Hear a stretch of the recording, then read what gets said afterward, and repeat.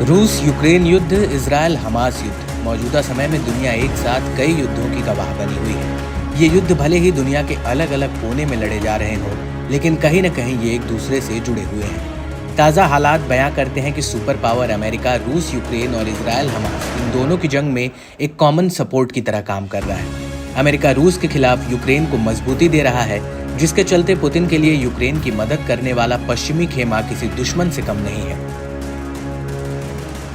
रूस इस बात से वाकिफ था कि जंग में वो समय के साथ अच्छी बढ़त बनाकर यूक्रेन को पीछे ढकेल देगा, लेकिन यूक्रेन को नेटो देशों से मिलने वाली मदद ने इस जंग को काफी लंबे समय तक जारी रखने में सहायता की और पुतिन इस बात से बेहद गुस्से में रहते हैं। इसी वजह से पुतिन ने कई बार इन देशों को वार्निंग भी दी है। कई रिपोर्ट्स में ये दावा भी किया जाता है कि जिस तरह से नेटो ने यूक्रेन की मदद की, उससे पुतिन अब नेटो के सबसे बड़े दुश्मनों में से एक है।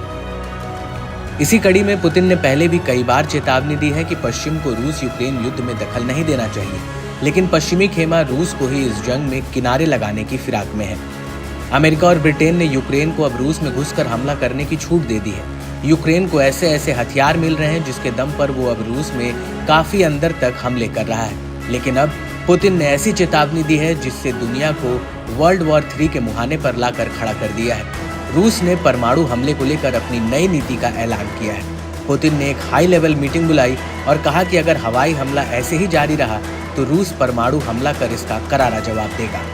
Современная военно-политическая обстановка динамично меняется, и мы обязаны это учитывать, в том числе возникновение новых источников военных угроз и рисков для России и наших союзников.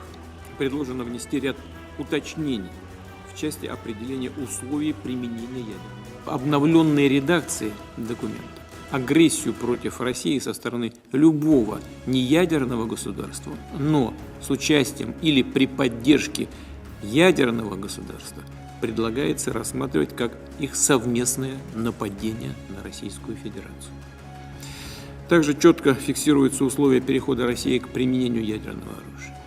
Будем рассматривать такую возможность уже при получении достоверной информации о массированном старте средств воздушно-космического нападения и пересечении ими нашей государственной границы. Имею в виду самолеты стратегической или тактической авиации, крылатые ракеты, беспилотники, гиперзвуковые и другие. इसी कड़ी में रूसी खुफिया एजेंसी ने सितंबर की शुरुआत में कहा था कि यूक्रेन युद्ध को वेस्टर्न देशों द्वारा बढ़ावा दिए जाने के बाद अब रूस के लिए परमाणु सिद्धांत को संशोधित करना आवश्यक हो गया है।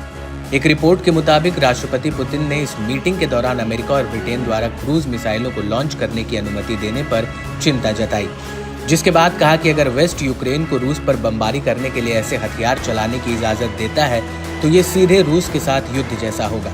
मॉस्को को ऐसी स्थिति में सही निर्णय लेने के लिए मजबूर होना पड़ेगा। वहीं रूस का मौजूदा परमाणु सिद्धांत कहता है कि वो केवल तभी अपने परमाणु हथियारों का इस्तेमाल करेगा जब उस पर परमाणु हमला होगा।